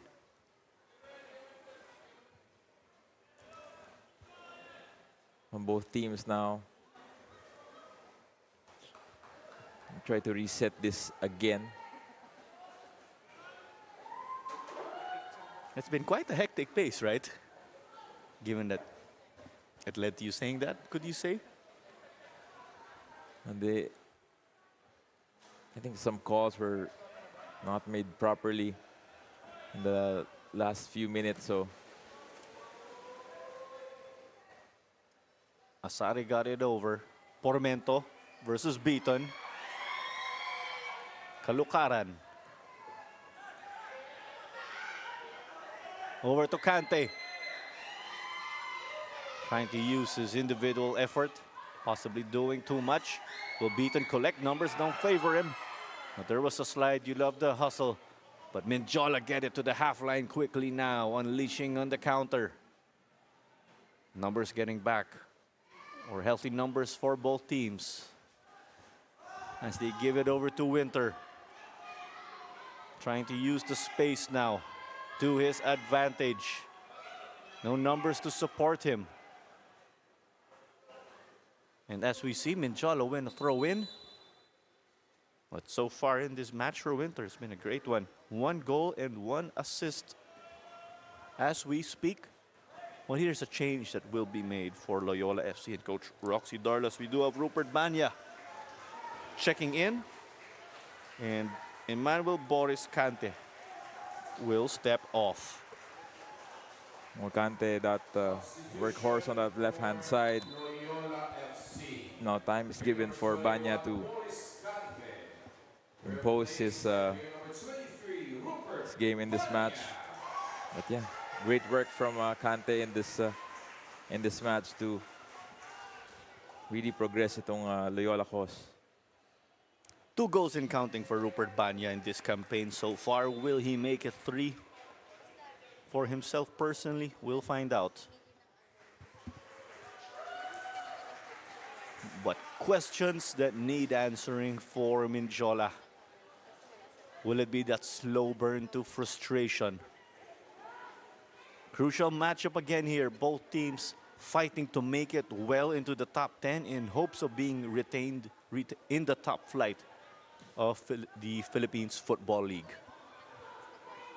Alongside Ivan Gallares, this is Claro Manzano bringing the commentary for this match. We also have pitchside reporter Alex Lagman with us. It is Mendiola FC 1991 in gold, playing from left to right. Loyola FC in their blue. They're playing from right to left, defending at the moment. Kim and Hamed exchanged goals again early on as Wade cleared this one off. But after that, Kim found the back of the net to make it 2-1 at the halftime mark. Now, yeah, another chance itong Mendiola, another set piece. Doon sila mostly nakakascore ng goals nila on tougher opposition. And just to wrap up that third goal of Loyola, it was courtesy of William Winter. But here comes the service from Hamed. That ball came off of Kim.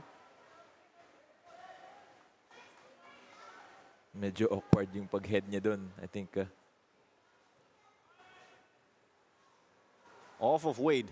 Coscolwell just wanted to cover that side of the goal. And I was wondering, yung kay Kim, what you said, did he get hurt? But that's normal to head the ball. Yung hairstyle pala, hindi na-apekto. Oh, chance for Mendiola here. Sayang kanina, if you saw that replay, yung side flick, I think ni Silver Pormento for that ball to roll in forward, pero ano siya, hindi na siya natuloy.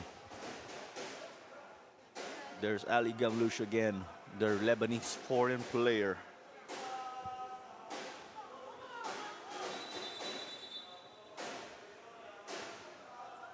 But before we resume play, we will have this stoppage for CDB.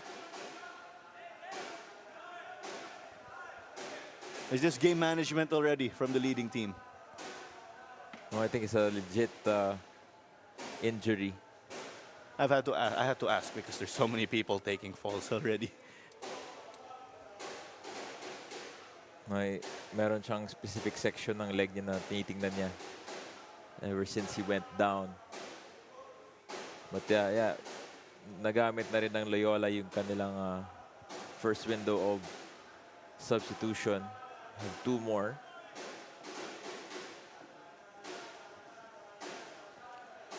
As the time continues to tick, Mendiola trying to chase this game. As we got to take a closer look, what we could see their team staff holding on to was the knee. But by then, CDB was already down. So I'm not so sure if we got to see that exact moment, right? Where he took that fall. But Loyola down to 10 players for the moment. Let's see kung magkakapitalize yung Mendiola dito. Still Loyola ball though. It becomes a throw-in. Going the way of Loyola again in blue. A win again for Loyola will propel them to 16 points and they will take 7th spot over Maharlika Taguig thanks to their goal difference also. Again, that's if they hold on to this win. As here comes Pormento, he got it over to the left. They send in the cross. Safe hands from Javi Coscoluela as he is gunning for his 3rd clean sheet of this PFL season. Sayang yung cross doon ni Kirksey. It was a little bit too forward and high para kay Mohibizade. CDB still keeping his foot on the gas. Couldn't get it to Aristorenas. Aristorenas tried to make it difficult with his presence there. As he got it over to Gamlouche. Back dito kay Edulan. Hamed. Pormento. Muebizade. Got it to Gamlouche, but it was already changed up. It stays with them. Some progress in getting forward for Mendiola. Will this lead to them carving out a chance? Hamed from Pormento. Hajimari versus Kalukaran. Misunderstanding there from both players. Hamed was trying to dummy papunta kay Ali, but Ali did not cut through the right-hand side. So play continues right here. They'll try to take it down the right side, yung Loyola. Beaton. Kim got it to CDB.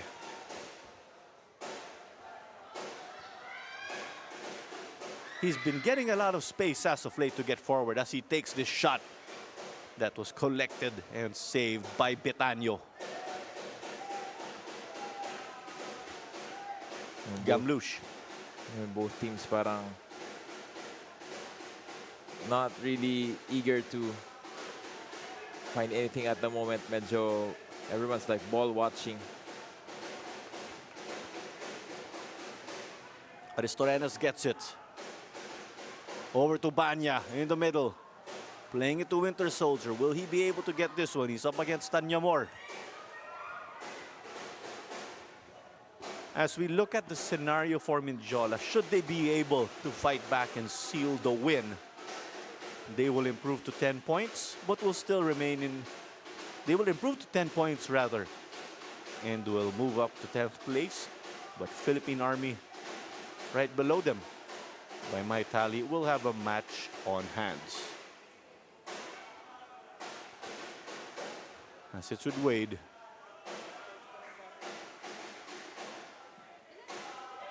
Ball is in. Kim gets it. You got to play to the whistle, as we know. No call from the referee just yet. Aristorenas. He's been distributing for them now. It's on to Winter on the right. Gets it to Jorel. The shot was taken, but offside. All right. Extremely advanced. He just took a play on the ball na lang si William Winter as we take a look at this. Jorel wanted to set it up for himself. Ooh, actually, it seems hindi offside yung bola na yon. It seems that it came off a Mendiola player. But nonetheless, play will resume Mendiola's way. Banaynal. Who will draw a rabbit out of the hat dito para sa Mendiola? The Brave Men. That will be a test to their character. As here comes Beaton. Got it over to Sidibe. Kalukaran out there to support him. Aristorenas gets this. Beaton lobbing this one. But it was read well again by Betanyo. Medyo naging flat yung formation na ng Loyola. Parang 4-4-2 na sila. With the Banya appearing on that right-hand side. As they try to get this one again forward. But collected by Coscoluela.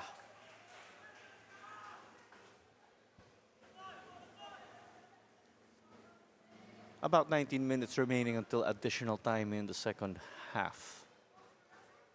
And what's your assessment here, Ivan, in this game? Well, I think it's unless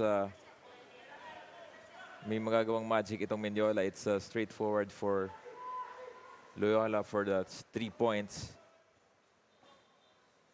When they lost Abalos, medyo nawala na ng creativity, yung additional creativity yung team nila. As they get it to Closa out wide. But he's facing resistance from Razonable. Couldn't get it over to Rupert Banya. They were trying to go for that Ateneo connection. Kim on the other side. Thought about it for a moment. Kalukaran, the low cross. That's cleared off. Moy Bizarre got it to Hamed. Hamed to Gamlush. How will Gamlush get this going for them? He's got a man on him. Pormento.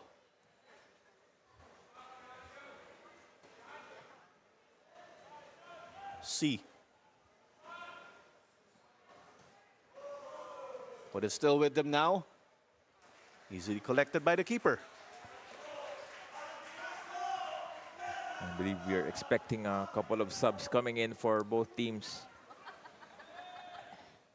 Finish off this final 15 minutes. Coscoluela tried to distribute, but it was read well by Edulan. And it's back to him. It's into the middle. Asare. But he won it there versus Pormento, as we will have one change each for Loyola and Mendiola.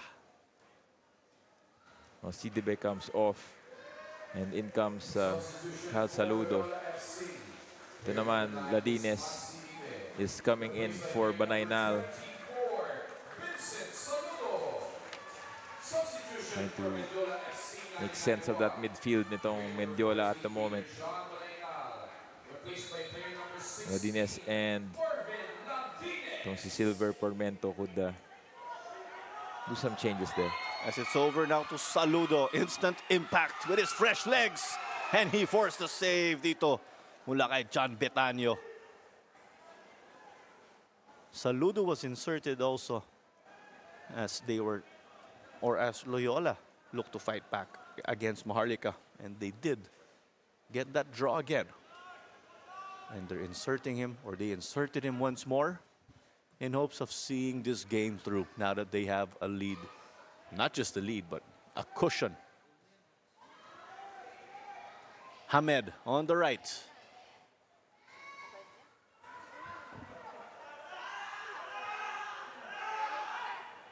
Hamed may have gotten clipped there, Ivan. What is your take? You don't see that very often, but Hamed was hoping for a call to go his way. Quite unclear there. There was some contact from behind Saludo. Di nakita ng both referees who were in front of the play.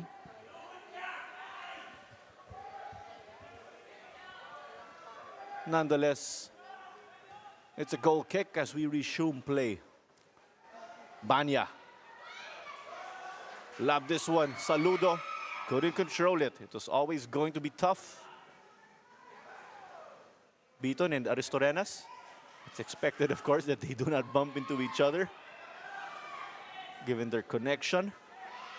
Winter Soldier. Driving by. Will this lead to another goal? But he forces a save. What an effort from Betanyo. Still able to keep it 3-1. Nabubuhay ng both teams dito as we take a look at that move by Winter, getting through 3 players. Just wanted to nudge that, pero medyo weird, awkward yung body shape niya to cut it back. That was supposed to be a goal already, but here's another chance. Asare. Tried to take it.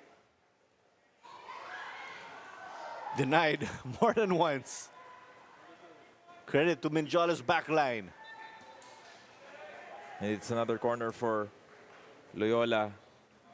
Talagang they're really working hard to get another one here. They believe na they deserve a goal or 2 pa bago matapos tong larong to. Goal difference can be a factor again. Yan ang tiebreaker natin.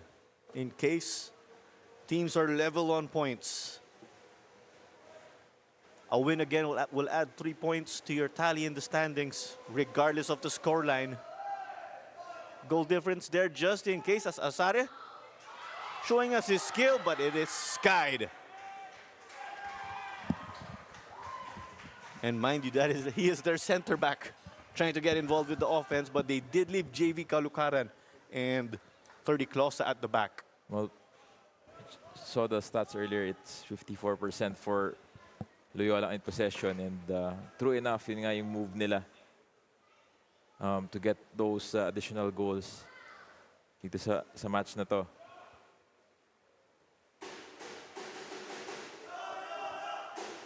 How will Mendiola get things going for them? Desperation time. They need a goal to get back into this one. 2 goals to at least share the points, but sharing the points won't be enough already.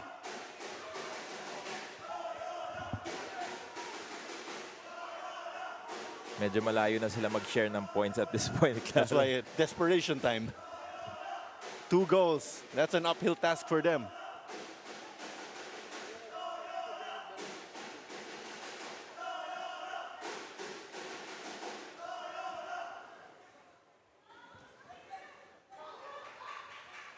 Winter.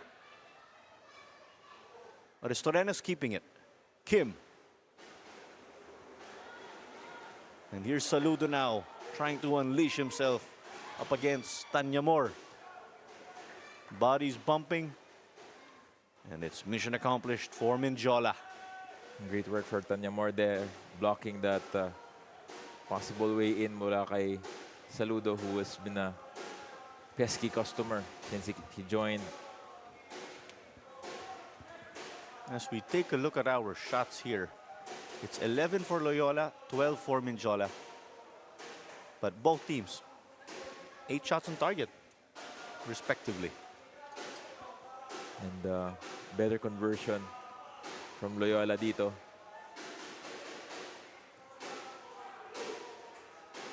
This one up for grabs. Who will secure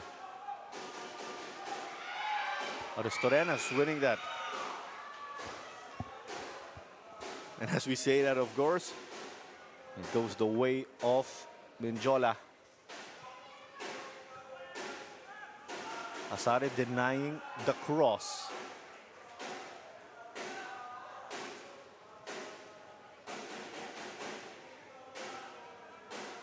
You see Loyola now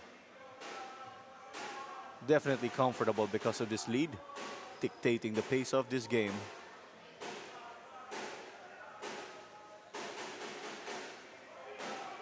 A duel. But Kim just joined in to make sure they keep it. Kalukaran, slowly but surely, cutting inside. But great effort to track back. It was Edulan who came up with that stop for Mendiola as it's given to Hamed. And there's a foul in the middle. This could just give life to Mendiola. A bit too far there, but take a look at this collision. Charlie Yancy pushed away from si Hamed. And yun nga, si Hamed nga may right on the ball there. Gamlush just trying to storm through. Pormento. Did he mishit that? Could be an attempt for nutmeg na natuloy din. Aristorenas asking for an option. At binigay kay Saludo. Saludo, the cross intended for Winter Soldier. But this one just seemed to be given half-heartedly, but Hamed collects now. He'll try to bring it up. Gamlush was facing the pressure from Kalukaran. This one up for grabs. Closa gets this one. Seems like everybody's in a rush at the moment. Medyo nawawala na ng focus sa basic executions ng mga pasa nila. As Banya gets this one, no numbers here in hopes of sending in a cross. What you said, right? We just witnessed. So a double substitution for both teams. We've got Travis and Akot entering for Loyola. And we do have Payosalan and Gel Season for Mendiola.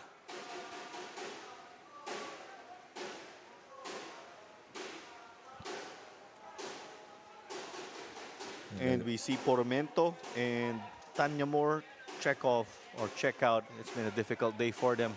The players stepping off for Loyola are Charlie Beaton and William Winter Soldier. Winter will end the game after 1 goal and 1 assist. It'll be interesting to see kung sino yung ating moment man of the match, but I believe that there's a early candidate already, especially for Loyola. There's 2 goals for Kim in this game, while for Winter, a goal and an assist. But let's reset for Mendiola. It's Hamed again who came away with their lone goal so far this game. Replaced by player number 5, Theodore Travis. Substitution for Loyola FC. Player number 7, Charlie Beaton. Over to Banya on the other end. The option to play to Closa, but it's into the middle. Kim, binalik dito. Aristorenas. Kalukaran. Kim's asking for it. But it went to Banya. Muebizari just missing that. That's been the evening of Mendiola in a nutshell. And Loyola still not stopping here. But easily into the gloves of Betanyo. Gamlush trying to get through. The Lebanese. He was asking for a call, but you have to play to the whistle. Teddy Travis there, trying to make his impact quickly. He did miss the last game. And his return, of course, a big plus to the center of their midfield. 6 minutes remaining. Ivan, what are your expectations in this game? Well, I believe that they will just play it off now. Medyo nagiging ano na rin yung mga players, medyo pagod na rin because of the dampness of the conditions. We did have heavy rains earlier at the end of that Maharlika versus Philippine Army game. That was a tight finish. A late goal for Maharlika in added time again, as we said earlier. As this was easily picked up by Coscoluela. No, both keepers played. They made good saves today, but it's the goal scorers who really did extra to beat them. Closa to Banya. Travis. Over to Kalukaran, just sending it the other way. Saludo. There seems to be a gap in the wings, whether it be in the left or right. That's why Loyola have been dangerous here. Exactly that, and yung movements ni Saludo earlier, but I think he's took a knock there as well on that prior play. Less than 4 minutes. I believe meron pa tayong isang goal pa dito, Claro.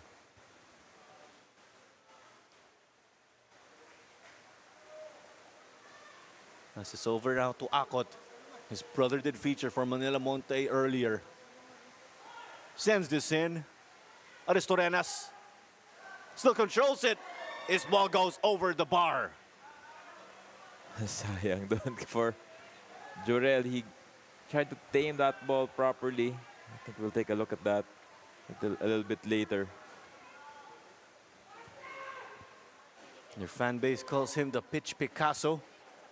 As we do have steady rains now to see the ending, or to see through the ending of this game. What a comfortable lead for Loyola FC, thanks to the brace of Kim and the goal of William Winter. 1 goal again for Mendiola in this game so far, courtesy of Hamed as they get through the left. Medyo naiwan ng bola si Sajed Mohibisade doon. Wade got it over to Saludo. Saludo kay Akot daw sana. Looks like they need some fine-tuning on their end, but they do have a lead as we are approaching additional or injury time already.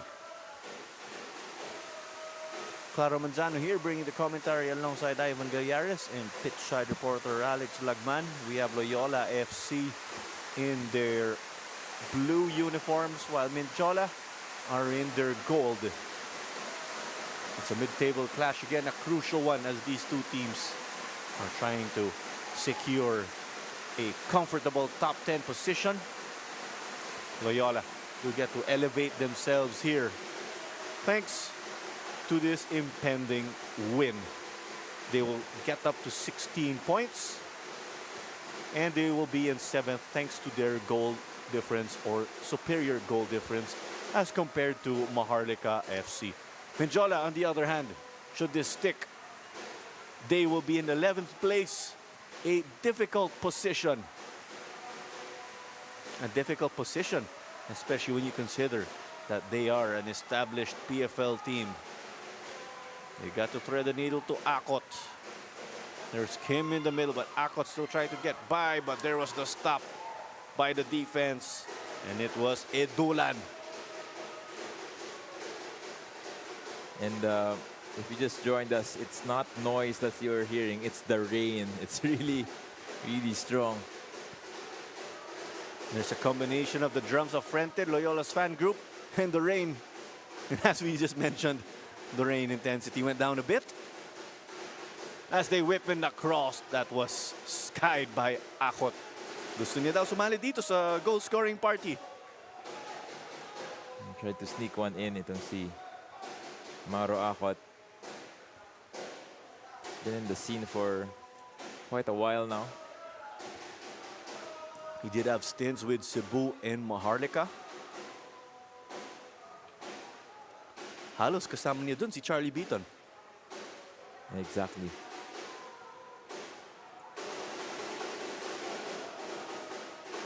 Banya over to Travis. Asare, the probing run from Moe Bizade.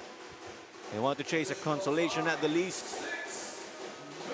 As we have 6 minutes of additional time as confirmed by fourth official Timothy De Castro and venue announcer David Yumol. As Saludo gives us a cross, a diving header. It looks like that's another one onto the scoreboard. Courtesy of Rupert Banya. An attacking option put on off the bench.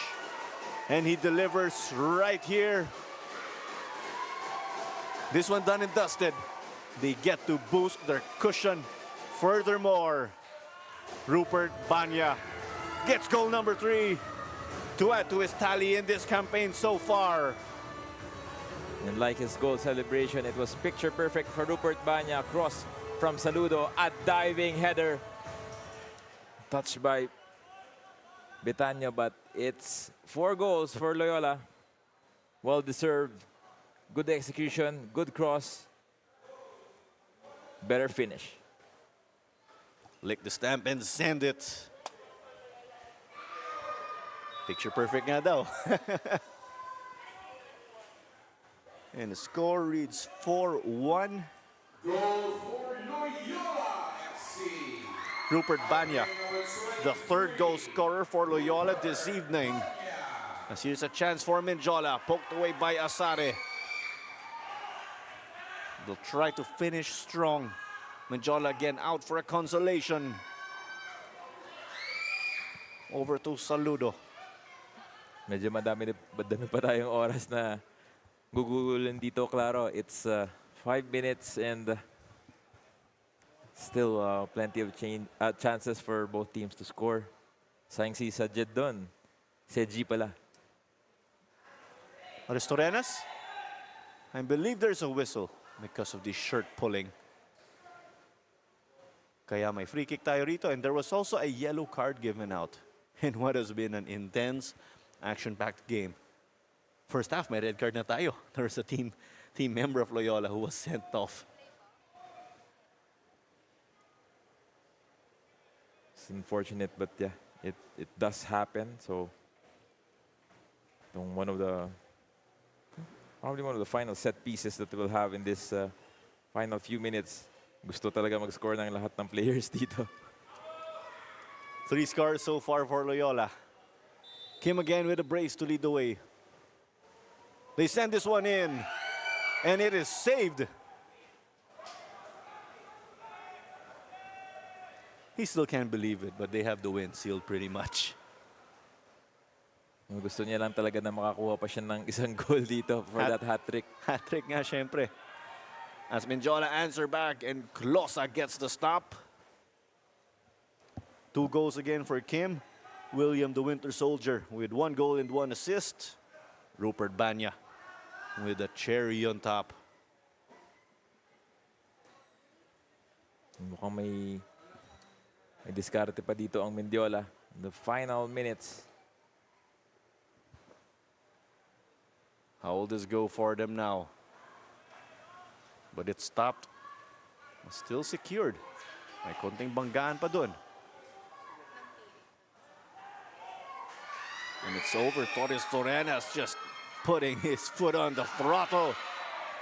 Mukhang may hila dun. Played quickly now. Jorel thought about it for a moment. Takes it, but couldn't make it. Medyo malakas yung pagpindot niya sa R2 doon si Jorel. But good call there from the referee to resume play quickly and Circle tapos R2 sobra, right? Given his esports. medyo malakas na konti. So, But he had a goal earlier in the season. And when Kendrick Soriano and I broke it down, R1 naman yung goal niya. Finesse. exactly that. But Loyola still here. Travis giving it over to their captain Kim. Will he make it 5? Will he complete his hat-trick quest? You gotta love Mendiola. Hindi daw sabi ni Jel Season who some point was a main starter for Mendiola at center back. They tried to get it to Moebizade. Will he make it one more now? An open goal pretty much. Oh, ran too much. And as we said earlier, that's their evening in a nutshell. Got past the keeper. And nawala yung angulo niya dun. And hindi rin siya makakascore dun kasi meron ng help defense na lumapit to cover that goal. But Mendiola have a chance of their own as well here in the final minute. Credit to both backlines, of course, for continuing to play hard. Gamlush couldn't get it over to Ladines. Now it's Loyola, less than 30 or a little over 30 seconds remaining until we hit the 6th minute of injury time. Lovely display right there, mula kay Edulan. And he got it forward. Gamlush trying to take it. And just stopped by Coscoluela.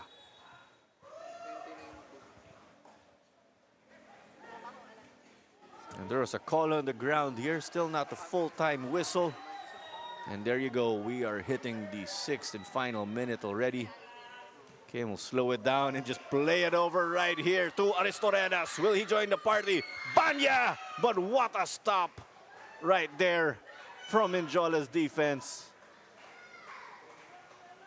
And we'll try to check who came up with that stop. He's still on the ground. He just came out of nowhere. I think it's Kirk C. He did enter this game early as a substitute, right, for Nicolai Abalos.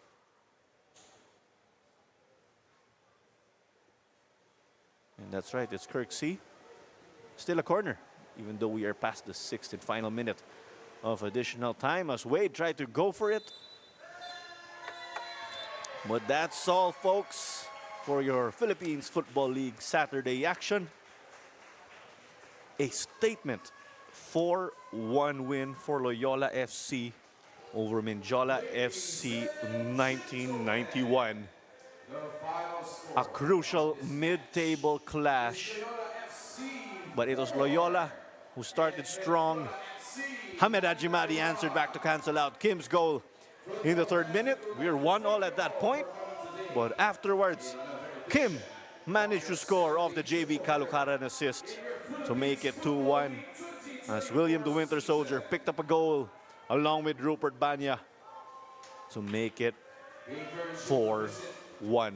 The score you see pictured. Big win for Loyola as they are trying to carry on their drive to finish comfortably into the top 10. They elevate to 6th or to 7th place rather with 16 points. It is their goal difference that puts them over Maharlika Taguig in the tiebreakers. What an evening right here. Well, it was raining in Manila and it rained goals.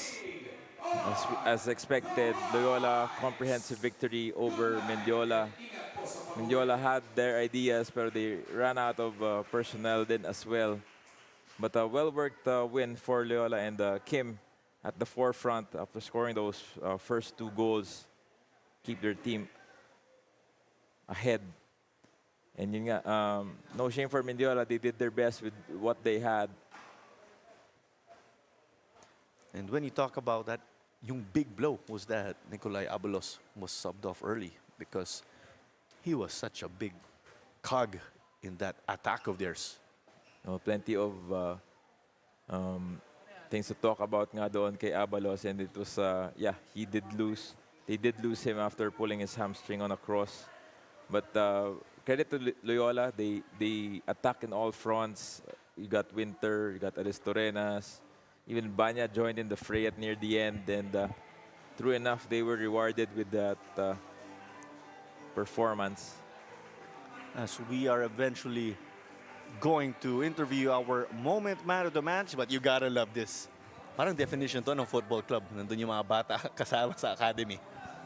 All the kids enjoyed the match today, and kanina pa sila sobrang hyped up na sa laro nila, and they got into a goal fest. Could have been more for them, for their team, but the Loyola kids are happy today, and for the 2nd consecutive week. There you go. Loyola picked up a draw last week at the death, as we are eventually going to send it over. But the celebrations continue here at the Rizal Memorial Stadium. But again, Hamed Hajimadi came up with what turned out to be a consolation goal for Mendiola FC. But that goal made it 1-1 sa first half, tandaan nga natin.